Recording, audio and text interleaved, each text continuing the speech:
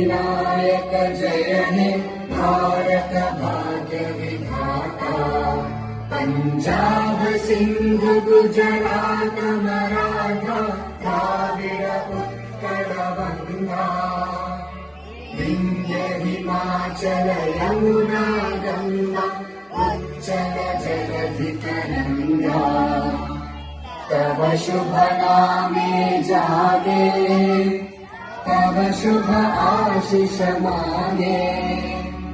गाहे तव जय गाथा जन गण मंगलदायक जय हे भारत యాక్ట్ అంట. ఆయన ప్రముఖ ఆర్య సమాజిస్టు, బ్రిటిష్ కౌన్సిల్లో సభ్యుడు. బ్రిటిష్ ప్రభుత్వంతో పోరాడి వాళ్ళని ఒప్పించి ఓ చట్టం తీసుకొచ్చారు. దాన్నే శారదా చట్టం అంటాం. శారదా చట్టం 1929లో బ్రిటిష్ ప్రభుత్వం చేసింది. వివాహ వయసు నిర్ణయించింది. ఆడపిల్లలైతే 14 సంవత్సరాలు, మగపిల్లలైతే 18 సంవత్సరాల వరకు పెళ్లి చేసుకోరాదు. చేసుకున్నట్లయితే శిక్షార్హంగా చేశారు. బహుశా అది మొట్టమొదటి సెక్యులర్ చట్టం కూడా. అక్కడ హిందూ అయినా, క్రైస్తవులైనా, మహమ్మదీయులైనా ఎవరైనా ఈ చట్టానికి లోబడి ఉండాల్సిందే చట్టం జరిగింది. అయితే తమాషా ఏమిటంటే 1930లో 1 సంవత్సర కాలంలో చాలా వేల సంఖ్యలో వివాహాలు జరిపాయి. చట్టం వస్తుందట. అందుకని 10 ఏళ్ల పిల్లలకి, 8 ఏళ్ల పిల్లలకి, 5 ఏళ్ల పిల్లలు కూడా చేసిన సంఘటనలు మనం చరిత్రలో చూస్తున్నాం. ఈ ఆచారం ఆనాటి నుంచి ఇప్పటిదాకా కొనసాగుతుంది. అయితే మీరు ప్రశ్న అడగవచ్చు, ఇప్పుడు ఎక్కడున్నాయండి, ఇప్పుడు కొత్త సమస్య వచ్చింది కదా, పెళ్లి చేసుకో అంటున్నారని. మీరు అన్నది నిజమే. విద్యావంతుల్లోనూ సంపన్నుల్లోనూ కొత్త సమస్య ఏర్పడింది. స్త్రీలు అసలు కొంతమంది పెళ్లిళ్ళే వద్దంటున్నారు. కొంతమంది పెళ్లిళ్ళు అయినా సరే మాకు పిల్లలు భరించే శక్తి లేదు, మాకు పిల్లలతో అంటున్నారు. ఇలాంటి సమాజం ఉన్నత వర్గాల్లో, సంపన్న వర్గాల్లో ఉంది. కానీ క్రింది మధ్యతరగతి వర్గాల్లో ఇంకా బాల్య వివాహాల సమస్య వేధిస్తూనే ఉంది. ఈ బాల్య వివాహాల సమస్యని ప్రదర్శించడమే మా స్క్రిప్ట్ లక్ష్యం. చూస్తారు, రండి.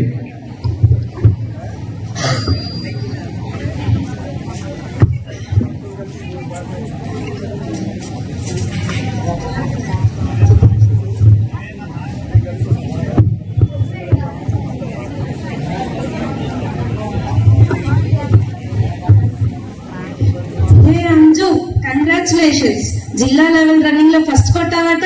థ్యాంక్స్ శైలు, చాలా హ్యాపీగా ఉంది. ఎంత టాలెంటెడ్ పర్సన్ నువ్వు. ఎన్ని మెడల్స్, ఎన్ని కప్పులు కొట్టావు.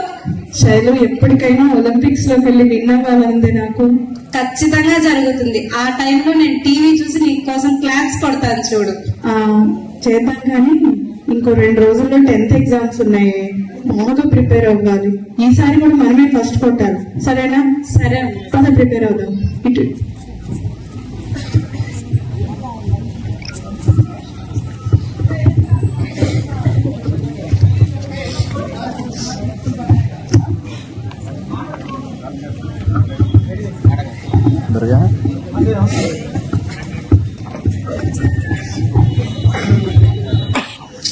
రాజు, రాజు అక్క, ఏంటి పిలిచారు? నీ కూతురికి 16 సంవత్సరాలు వచ్చాయిరా. 10th క్లాస్ కూడా పాస్ అవుతుంది. మరి పెళ్లి చేసే ఆలోచన ఉందా లేదా? ఒక్క అమ్మాయి చదువుకుంటుంది. చదువే కాదు, మరి ఆటలన్నా కూడా తనకి బాగా ఇష్టం. ఆటల్లో మంచి బహుమతులు కూడా సంపాదించుకుంటుంది అక్క. ఇప్పుడు చేస్తే మంచిది. నువ్వు పెద్ద చదువు చదివించి కట్నాలు ఇచ్చి ఎక్కువ కట్నం ఇచ్చి చేస్తావా ఏంట్రా? సరే అక్క, నేను ఒకసారి మాట్లాడి ఏ విషయం చెబుతానక్క. అది చిన్నపిల్ల, ఏ విషయం చెప్పడం ఏంట్రా? మరి ఇప్పుడు అది ఆటలు ఇప్పుడు ఆటలు ఉంటుంది నువ్వు. సరే అక్క, నీ మాట ప్రకారం పెళ్లి చూపులు చూద్దాం అక్క.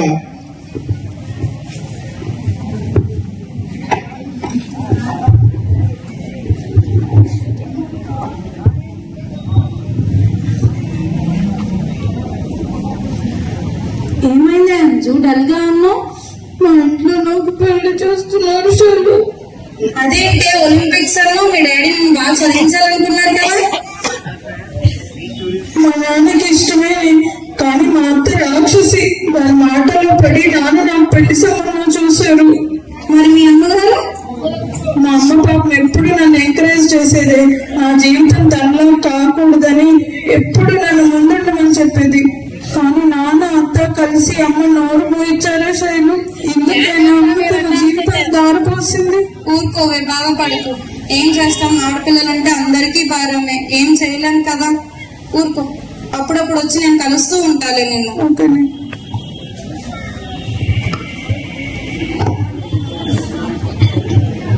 చూసారుగా మంజు జీవితం. చదువుకోవాలని కోరిక ఉన్న, క్రీడల్లో నైపుణ్యం ఉన్న అత్త నాన్న మాటలు తొలగి పెళ్లి చేసుకుంది. అప్పుడే 10 సంవత్సరాలు గడిచిపోయాయి. పెళ్లి అవటమే కాదు, ఒక బిడ్డకి తల్లి అయింది కూడా. ఆ బిడ్డకు కూడా 8 ఏళ్ళు దాకా వచ్చేసాయి. చూడండి ఇప్పుడు ఏం జరుగుతుందో.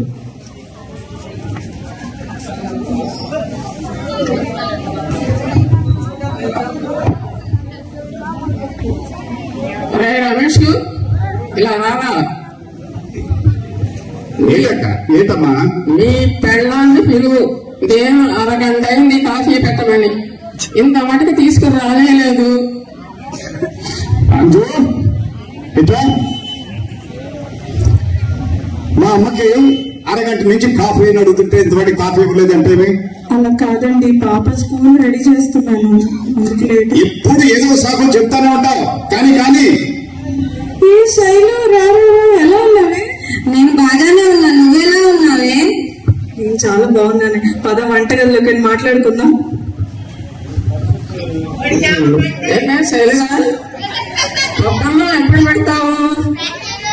ఇంతకాలం అయింది, వస్తూ ఉన్నాం పోతూ ఉన్నాం. పప్పన్నం తినేది మాకు లేదా? మేము మీ పప్పన్నం కోసం ఎదురు చూస్తున్నాం లేండి. ఊరుకోవే, ఏంట మాటలు? చదువుతుంది, వినపడదులే ఆవిడికి. 8 సంవత్సరాల నుంచి నా కోడలతో స్నేహం చేస్తూ ఉన్నావు, కానీ ఇంతవరకు నీ వివాహం చేసుకోలేదు. దాని కూతురు కూడా 8 ఏళ్ళు వచ్చాయి. దాని పెళ్లి కూడా 8 ఏళ్లలో జరిగిపోతుంది. మరి మీరెప్పుడు పెళ్లి చేసుకుంటారు? కెరియర్ అని మీరేమో అలా ఉండిపోతా ఉన్నారు. అత్తయ్య, ఇప్పుడు నా కూతురు పెళ్లి సంగతి ఎందుకు?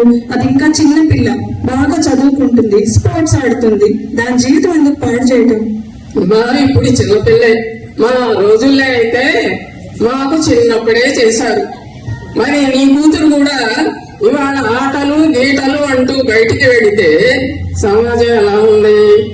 అక్కడ చెడు అలవాట్లు ఏదన్నా నేర్చుకున్నట్లయితే రేపు మనకు ఏకు కాస్త మేక ఇచ్చుకుంటుంది. ఆ సమస్య ఎంత తీవ్రమైందో మీకు తెలియదు. అందువల్ల 10th క్లాస్ అయిపోయిన తర్వాత ఎంచక్క లక్షణమైన సంబంధం చూసి వివాహం చేస్తే చక్కగా అమ్మాయి మంచిగా ఉంటుంది, నా కొడుకు సమస్య కూడా తీరుతుంది. అరే అబ్బాయి, ఇలా రావా? నీ కూతురికి నీ పెళ్ళానికి బాగా నోరు పెరిగిపోయింది. కాస్త నోరు కంట్రోల్లో పెట్టయ్యా. అలాగేనమ్మా. అంజు, ఏంటి మా అమ్మతో ఏంటి వాదన? వాదన మీ అమ్మతో కాదండి, మీ మూర్ఖత్వంతో. అలా కాదు, మూర్ఖత్వం కాదు. మా అమ్మ చెప్పిన దాంట్లో తప్పే ఉంది. ఇది పెళ్లిళ్ళు మా అమ్మకి 16 ఏళ్ళ లోపే పెళ్లి అయింది. మా అక్కకి 16 ఏళ్ళ లోపే పెళ్లి అయిపోయింది. నీకు 16 ఏళ్ళకి పెళ్లి అయింది. మీరందరూ సుఖంగా లేరా? ఏమైంది? దానికి సుఖంగానే ఉంటుందిలే. ఏంటి మీరు కూడా ఇలానే మాట్లాడతారు? ఏం సుఖం నా సుఖం? పొద్దున్న లేచిన దగ్గర నుంచి మీ అందరికి వండటం, పెట్టటం, ఇంట్లో పని, చాకరీ ఇదే సరిపోతుంది. ఏం సుఖపడుతున్నానని నేను? అయినా మీకు తెలీదా? చట్టరీత్యా నేరం 16 ఏళ్లకు పెళ్లి చేయడం. చట్టాలు ఉంటాయిలే, చట్టాలు ఎన్ని లేవు, అందరూ పాటిస్తున్నారా? అయినా ఏం తప్పేంటి? బాగా అందరూ చేసుకుంటున్నారు కదా పిల్లలు. ఏమన్నా నీ కూతురు ఒక్కటేనా? నువ్వు ఒక్కదానివేనా? 16 ఏళ్ళు లోపు పెళ్లిళ్ళు అవుతున్నాయి. నా కంటల్లో ప్రాణం ఉండగా నా కూతురికి ఇలా జరగనివ్వను. ఏం చేస్తావు? మీరు నెట్టేదేంటి? నా పాపం తీసుకొని నేనే వెళ్ళిపోతాను బయటికి. కూలి పని చేసుకోనైనా దాన్ని చదివించుకుంటాను, అంతేగాని తనకు మాత్రం ఇలా జరగనివ్వను. 10 శైలు వెళ్దాం. చాంపియన్ అనిపించావే. పెళ్ళొస్తావు అత్తయ్య గారు. ధన్యవాదాలు తెలియజేస్తున్నాం సార్. అందరికీ హ్యాపీ సండే ప్రోగ్రామ్ లో పురపాలక సంఘం యాజమాన్యం వారు ప్రతి ఆదివారం ఈ కార్యక్రమాలు నిర్వహించేటువంటి క్రమంలో బాపట్ల మానవతా స్వచ్ఛంద సేవా సంస్థ ఆధ్వర్యంలో ఒక మంచి అంశాన్ని ఎంపిక చేసుకొని మరి చిన్న స్క్రిప్ట్ ద్వారా ఈ కార్యక్రమాలని చేసే విషయంలో సహకరిస్తున్నటువంటి గౌరవ శాసనసభ్యులు శ్రీ వేగేశ్వర నరేంద్ర వర్మ గారికి, మున్సిపల్ కమిషనర్ గారికి, అదేవిధంగా మరి టౌన్ ప్లానింగ్ అధికారులకు, ఈ కార్యక్రమంలో సహకరిస్తున్నటువంటి మా మిత్రుడు సాదిక్ మాస్టర్ గారికి కృతజ్ఞతలు తెలియజేసుకుంటూ మరొక స్క్రిప్ట్ రూపంలో వచ్చే వారం కలుస్తాం. Thank you for all.